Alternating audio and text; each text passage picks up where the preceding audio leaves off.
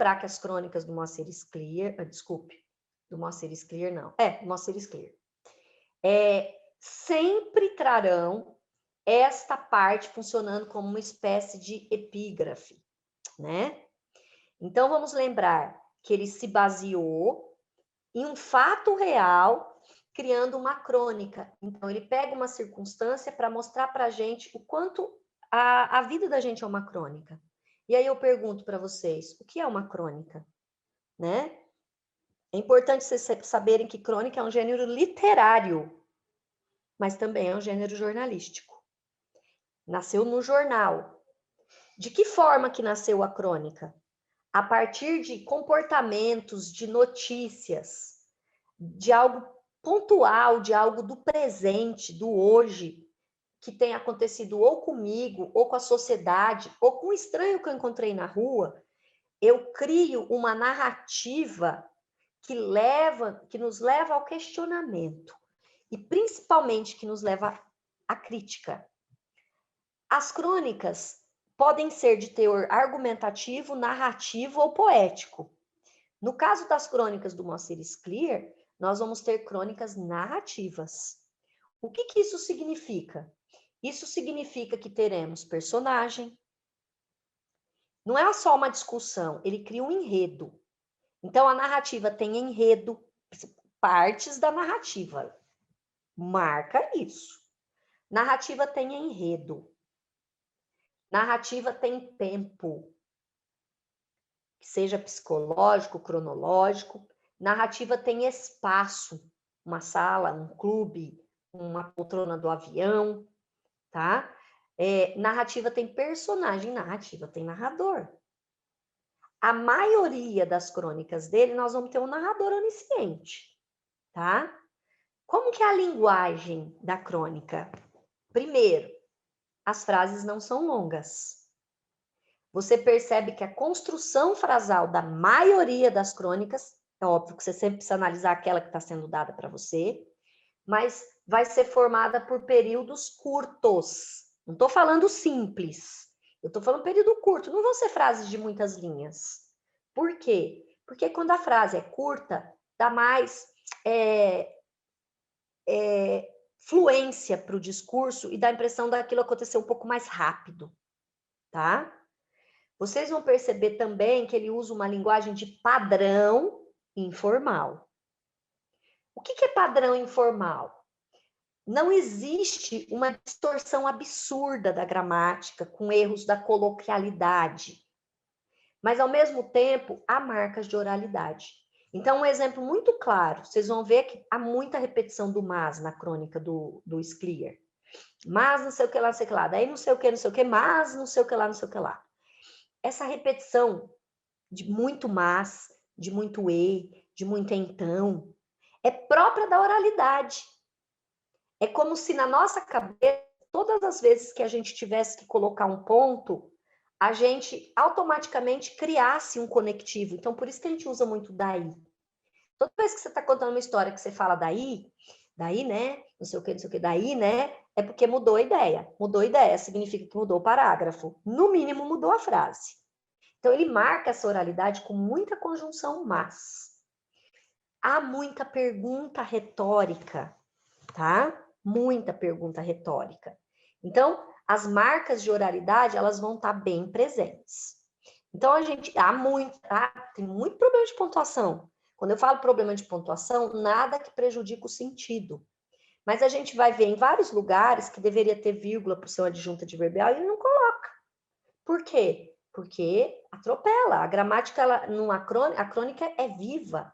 Então, ela tem que se basear muito na nossa oralidade. Nossa oralidade não é toda pausada, então muitas vezes ele vai tirar as vírgulas.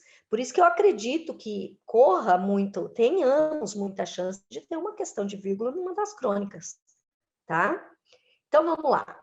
Essa crônica gerou até uma novela, esse Monkey Business. Essa notícia de 2005, ela não só inspirou o Moacir Scliar a fazer essa crônica, como inspirou um novelista da Globo a fazer uma novela lá, que tinha um ateliê, que um macaco que pintava e fazia sucesso e tudo mais. E essa crônica é extremamente de humor, é como se fosse quase que uma piada. E ela é toda pautada na ironia. Então vamos lá. Pinturas de macaco alcançam 61 mil reais. 3 quadros feitos pelo chimpanzé Congo foram arrematados. Aqui é reais ou dólares? É reais, né, gente? 3 quadros feitos pelo chimpanzé Congo foram arrematados em leilão pelo norte-americano Howard Hong. O nome dele já é de King Kong, né? Aí tá aqui no jornal. A Ju pegou isso do próprio jornal. No livro não tem a referência aqui, ó, de qual coluna que saiu isso aqui. Não tem, tá? E vocês vão ver que como ela pegou do original, tem alguns probleminhas de acentuação, tá? Mas quando chegar lá eu explico. A gente só vai analisar esse trecho de notícia. Linguagem aqui, jornalística. Quando eu falo pinturas de macaco alcançam 61 mil, repara que eu uso a ausência de artigo aqui. Eu não falo as pinturas de macaco, umas pinturas de macaco. Veja que a palavra pinturas, que é um substantivo, aparece sem artigo. Por quê? Porque isso é próprio de manchetes de jornais, dos títulos de jornais. Não põe o artigo para poder generalizar. Repara uma outra coisa. Aqui o verbo está no presente. Alcançam 61 mil. Por quê? Porque essa primeira frase, ela está todinha como se fosse uma manchete jornalística. Porque ela foi um subtítulo da notícia. Agora vem o que a gente chama de olho. Ou seja, é como se fosse um subtítulo aqui, na verdade. 3 quadros feitos pelo chimpanzé Congo foram arrematados em leilão pelo norte-americano. Gente, você acha que o Moacir Scler não percebeu a sonoridade desse Hong aqui? Vamos lembrar que é óbvio que você falou de macaco, falou de Hong, a sonoridade lembra o King Kong. Veja que coisa irônica, que a própria natural, ele pega, a crônica tá feita só aí no nome do cara. Agora vamos ver a voz verbal. Nós temos aqui um alcançam que está em voz ativa. Só que nós temos aqui, veja bem, feitos pelo chimpanzé Congo. Ó, 3 quadros feitos pelo chimpanzé Congo. Aqui nós temos uma oração, gente. E é uma oração que dispensou o conectivo. Então, quando eu falo feitos pelo chimpanzé Congo aqui, eu tenho uma oração subordinada adjetiva restritiva reduzida de particípio amém. Vamos entender? Veja, que é como se eu tivesse assim 3 quadros que foram feitos. Veja que isso não está escrito, mas se eu quiser eu coloco aqui. Se ele tivesse sido colocado aqui, significa que a oração seria desenvolvida. Tá bom? Veja que não tem vírgulas. Por quê? Porque eu não tenho tantos quadros assim feitos pelos chimpanzés. Então, aquele quadro foi feito por esse chimpanzé, então é uma coisa específica, tá restritiva. Veja por que a oração fica interessante aqui, sendo reduzida, ou seja, sem o conectivo e o verbo estando numa forma nominal. Fica interessante porque evita a repetição do foram na sequência.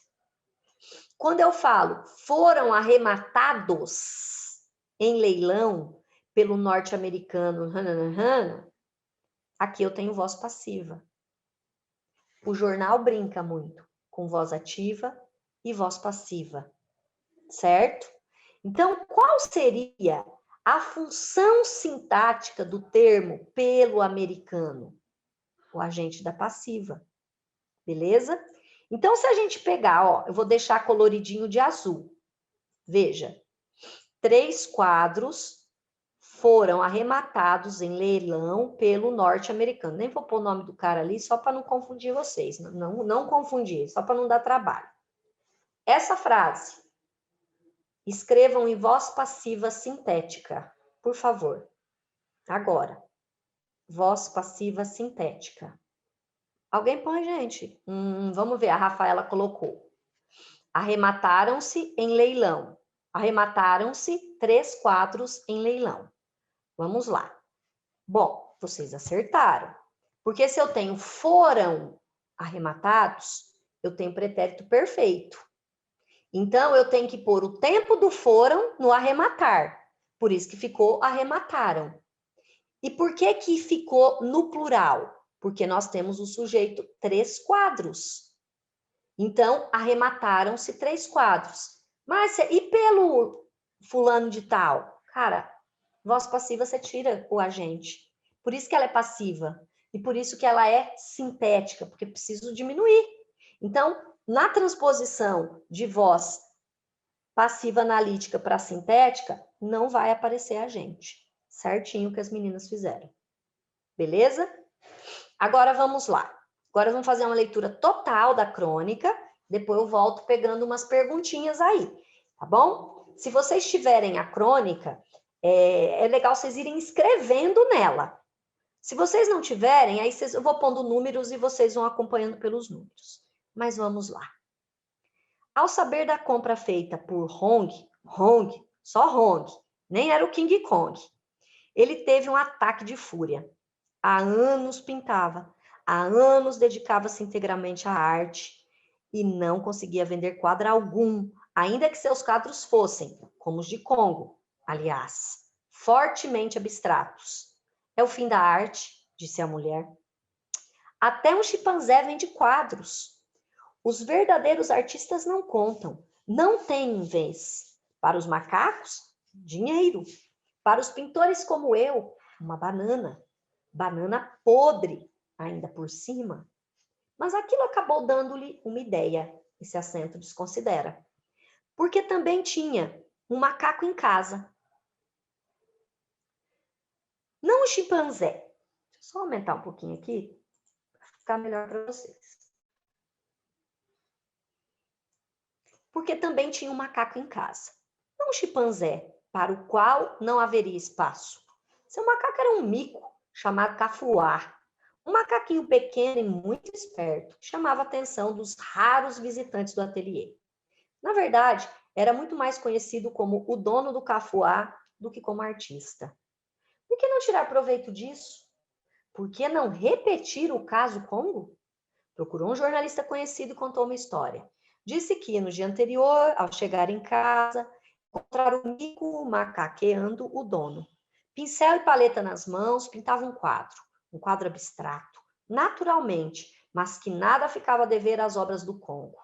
O jornalista, sem assunto, resolveu fazer uma matéria a respeito, com fotos de cafuá e do quadro.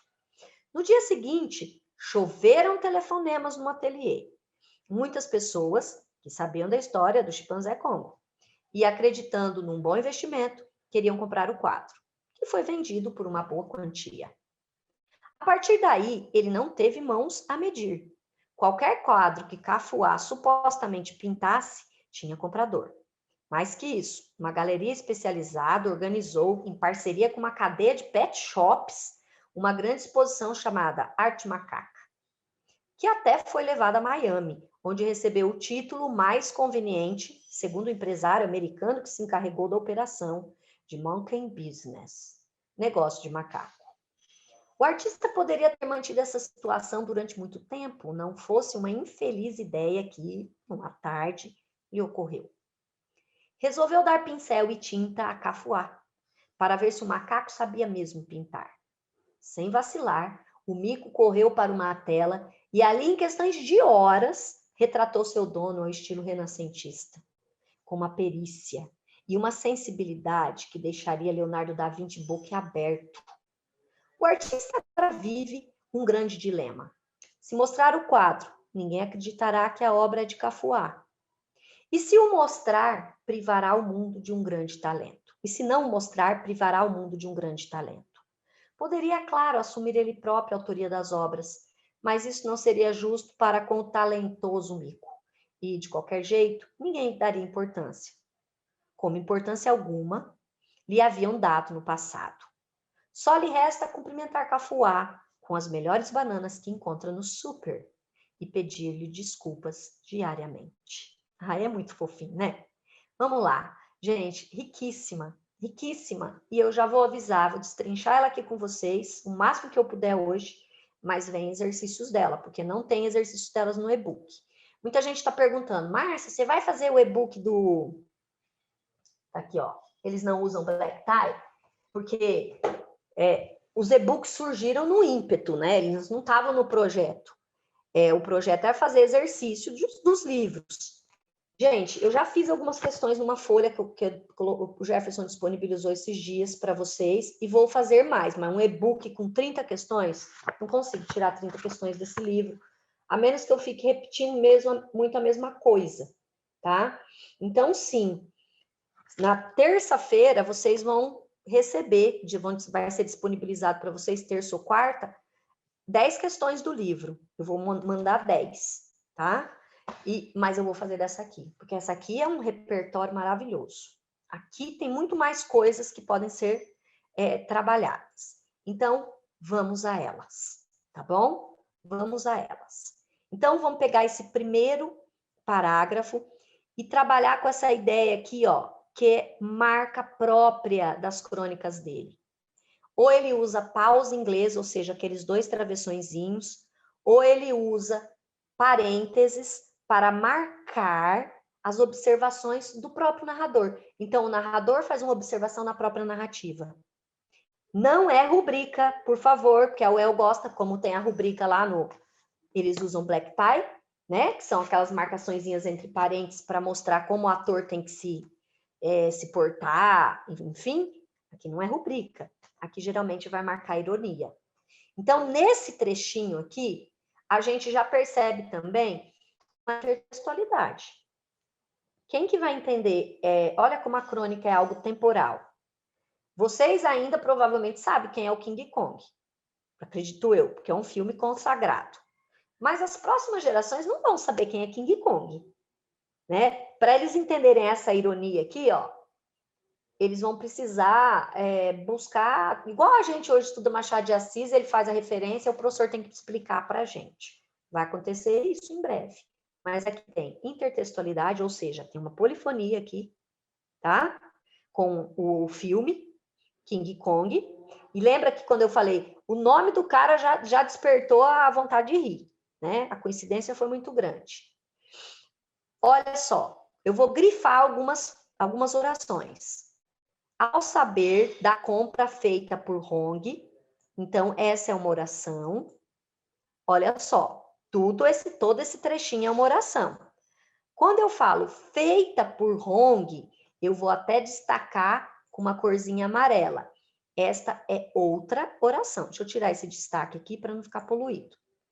Ó, é outra oração. Então, veja, aqui eu tenho uma ideia, expressando tudo aqui é um quebra-cabeça expressando uma ideia. Essa pecinha foi formada por 2 outras peças. Então, eu tenho 2 orações aqui para classificar. Uma que envolve o todo e uma que envolve só o amarelo. Ele teve um ataque de fúria. Há anos pintava. Repara nisso, ó. Há anos pintava. Há anos dedicava-se integralmente à arte. Observe essa repetição de há anos. Gente, a repetição, marcada por uma anáfora aqui, né? Ó, a repetição da palavra no início da frase, no início da oração, no início do verso. Então, tive uma anáfora aí. Ela gera um efeito de sentido de coisa longínqua. Parece que é muito mais tempo, né? Dedicava-se integralmente à arte. Agora, aqui, veja, e não conseguia vender quadro algum, ainda que seus quadros fossem, como os de Congo, aliás, fortemente abstratos. Veja que todo esse trecho até aqui, ó, ele faz uma observação também. Uma observação ao que ele está falando antes. E por que ele usa o parênteses? Porque é como se o autor, olha que louco, o narrador fez uma intromissão na própria intromissão, tá? Olha esse aliás que nós vamos falar dele, mas ainda não. Marquem aí. Não conseguia vender quadro algum, é uma oração, ainda que seus quadros fossem, ó, fortemente abstratos é continuação, é a mesma oração, é que ela foi interrompida, tá? Então, veja. Classifiquem essas orações para mim, por favor. Fala quais são elas. Nós temos 1, 2, 3, 4 orações aqui. Classifiquem essas orações. Põe o número 1, 2, vou pôr o númerozinho aqui também. Ó, deixa eu colocar assim. Aqui eu tenho a 1, aqui eu tenho a 2, 3 e 4. Classifiquem. Coloquem no chat, se alguém quiser, a classificação delas. Vou pôr mais uma, tá? Por mais uma aqui.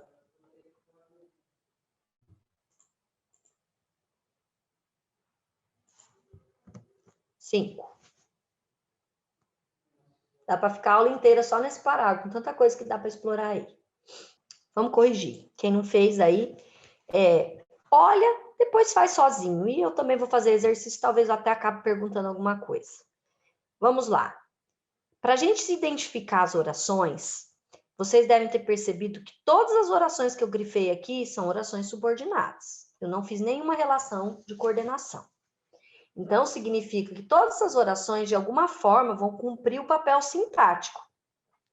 Ou vão ser o sujeito, ou vão ser um complemento, ou vão ser um adjunto, né?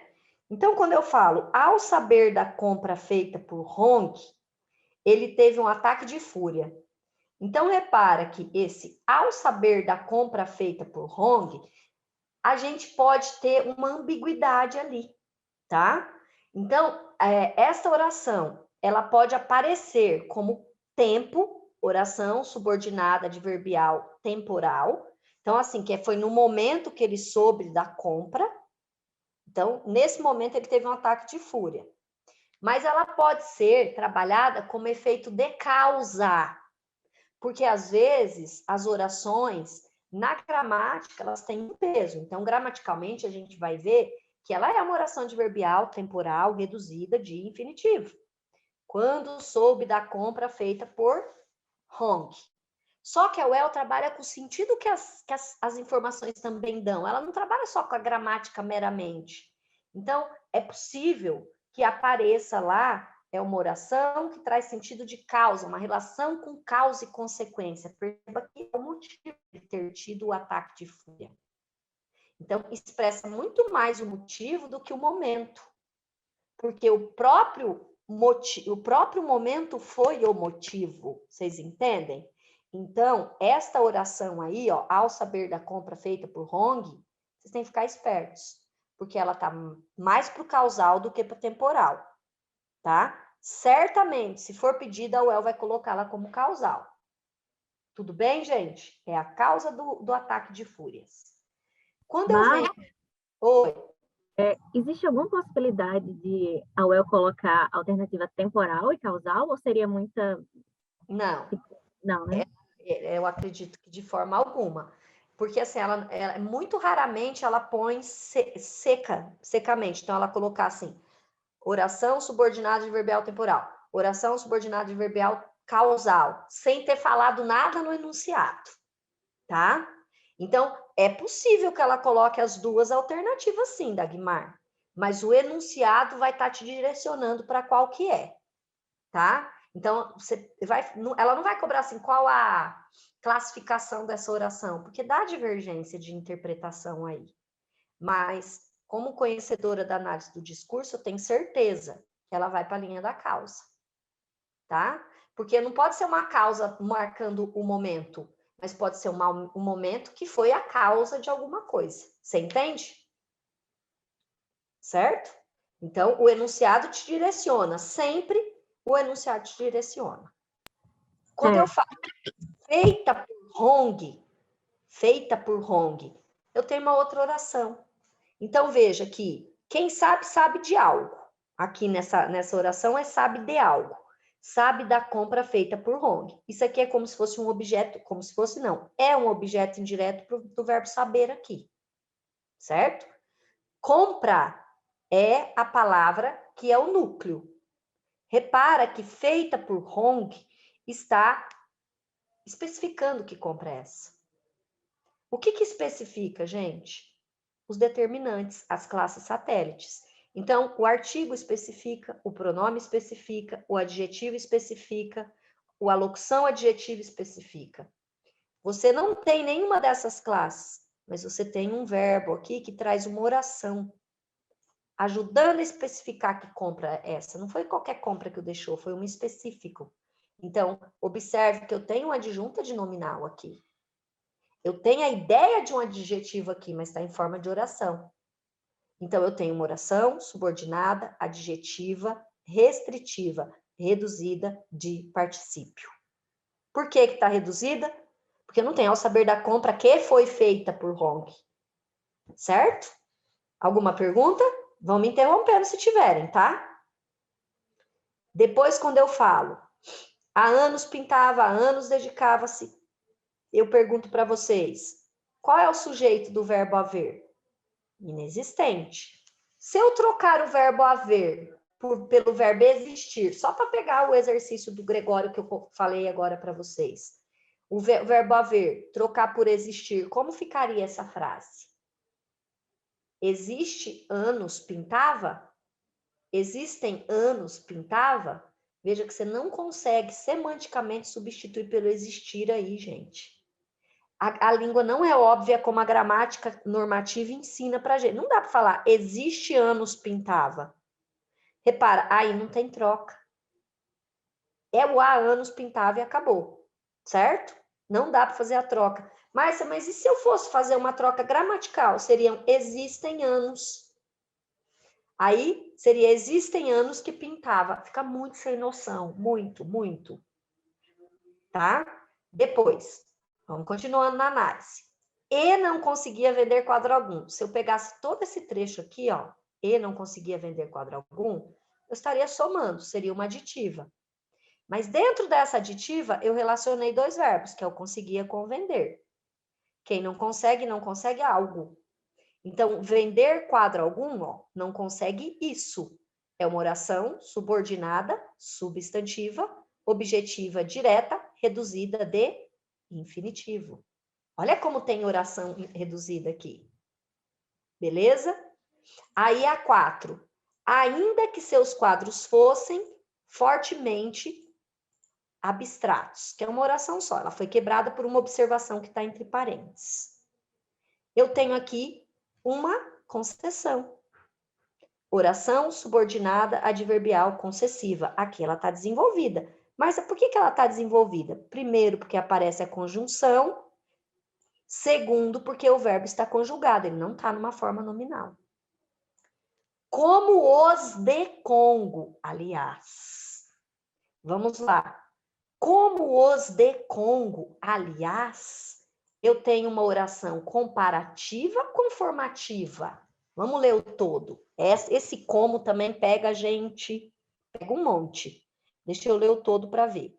Pintava há anos dedicava-se integralmente à arte e não conseguia vender quadro algum, ainda que seus quadros fossem fortemente abstratos, como os de Congo são. Aí a gente tem a comparativa. Então, está comparando a abstração do quadro dele com a abstração do quadro do Congo.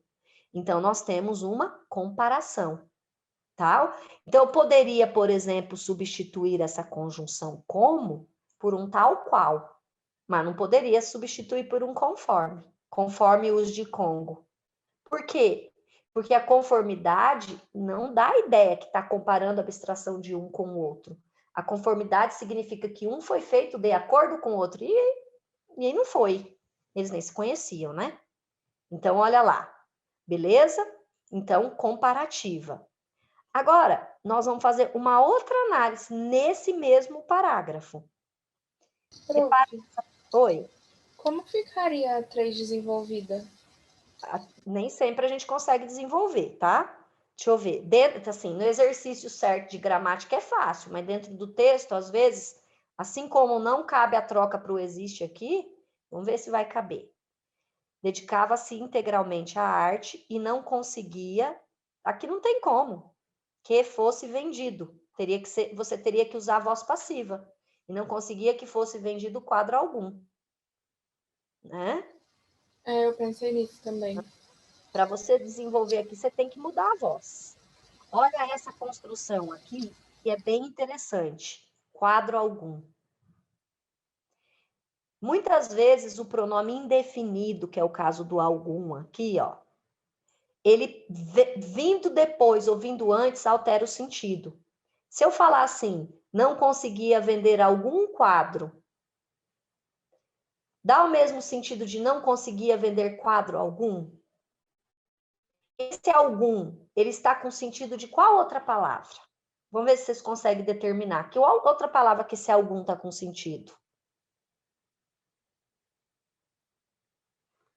De nenhum. De nenhum.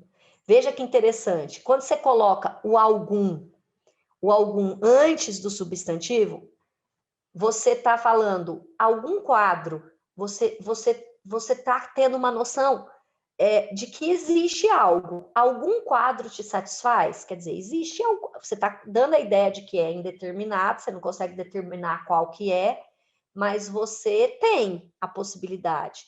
Agora, quando você coloca quadro algum, a ideia que vai depois é de nenhum, então não existe a possibilidade. Essas coisas da troca da palavra, o El gosta também muito, certo?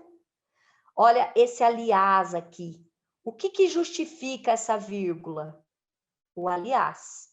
Daí eu pergunto para vocês, o que é o aliás? É um advérbio? É uma conjunção? É um adjetivo? O que seria esse aliás aí? Vamos tentar pensar.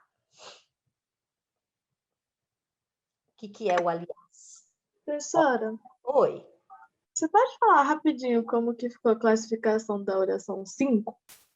A 5? Sim. É. Deixa eu só voltar para a folha que eu saí dela.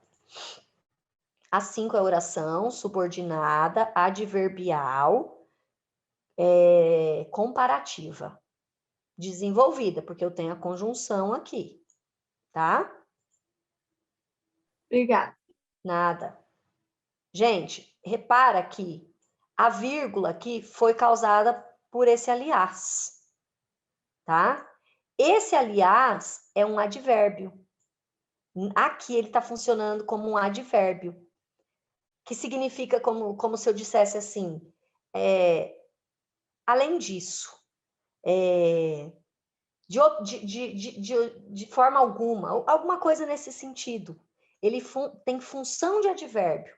Tanto ele está tendo função de advérbio, que ele foi jogado para o final, e é que ele foi isolado com uma vírgula para ter uma certa ironia, como os de Congo, aliás.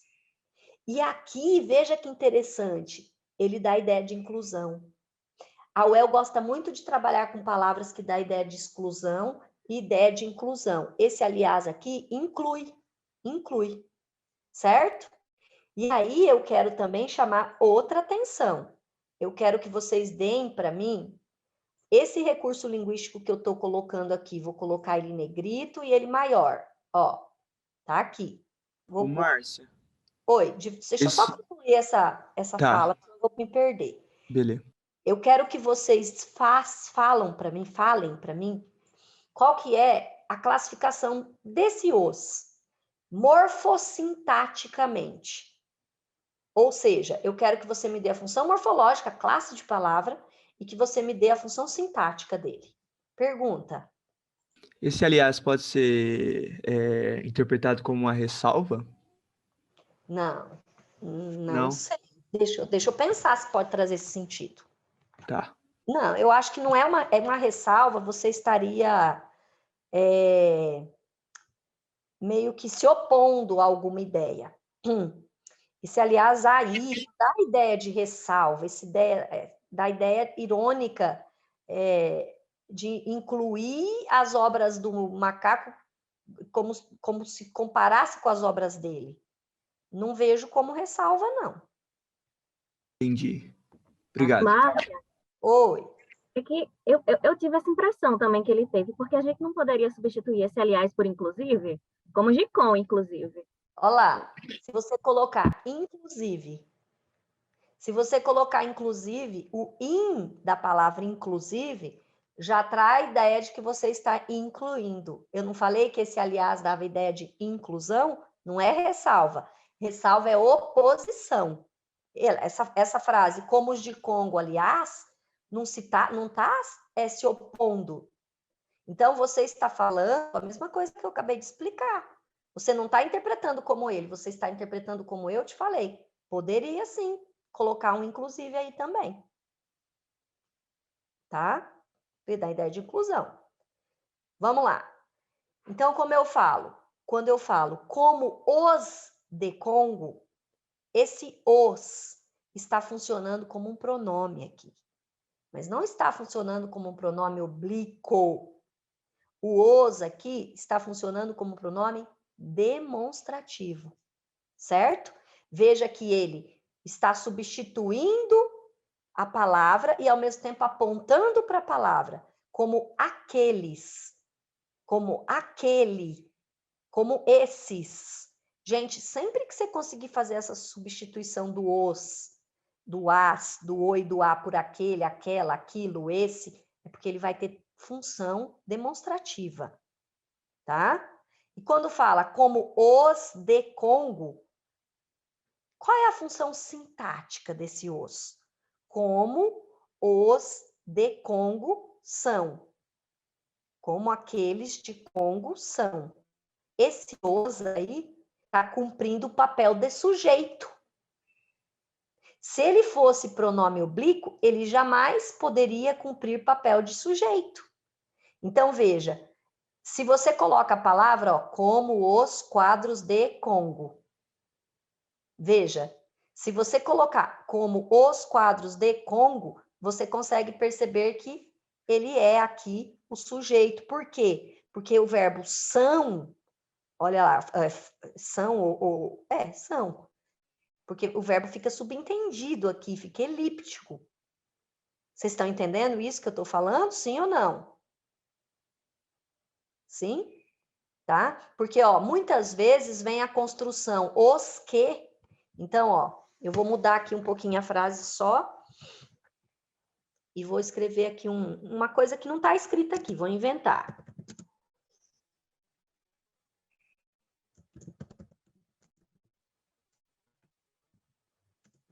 Ó, vamos supor essa hipótese de ter esse os ao lado desse que. Geralmente, vocês confundem com oração subordinada substantiva. Não aqui, porque o como já tira esse efeito. Mas, vamos trocar aqui, ó. Vou pegar isso aqui e fazer uma frasezinha que é a que eu vejo que está confundindo muita gente, porque vem muita pergunta quando eu coloco exercício que tem isso. Ó, vi os que o Congo fez. Vamos supor que tivesse essa frase. Ó, vi os que o Congo fez. Dentro do contexto aqui, você consegue saber para quem que esse o tá apontando, né? Então, repara que esse os está funcionando como os quadros. Então, como aqueles. Geralmente, quando a gente pede para classificar a oração destacada, vocês falam vi isso. Aí vocês traduzem isso aqui tudo como isso. Veja bem, o isso é os quadros. Que o Congo fez, especificou que quadro é esse. Então, os quais o Congo fez. Então, nessa construção, vocês têm que ficar esperto. Esse que não é conjunção integrante. Esse que é pronome relativo. Esse que os Congo fez é oração adjetiva. Está funcionando como adjunto adnominal desse os, que está tendo função aqui de substituir a palavra os quadros. Certo? Então, o objeto direto é só a palavra os. Fiquem muito espertos para isso. Entenderam? Reviram isso? Tá de boa? Sim? Sim, não, talvez. Credo, gente, fala comigo, estão dormindo? Então, vou parar. Quer ninguém dormir, não. Tá. Tomar vodka. Vocês pensam que é água, mas é vodka. Vamos lá. Tem uma outra coisa que eu vi aqui. Não, mas está no próximo. Agora nós vamos para o próximo parágrafo. Tem alguma pergunta que vocês têm aqui sobre pontuação. Olha essa exclamação aqui. Hong, só Hong, nem era o King Kong. Olha essa exclamação aqui para marcar uma ironia, tá? Tipo, achou graça, tirou sarro. Basicamente, satirizou o nome do cara.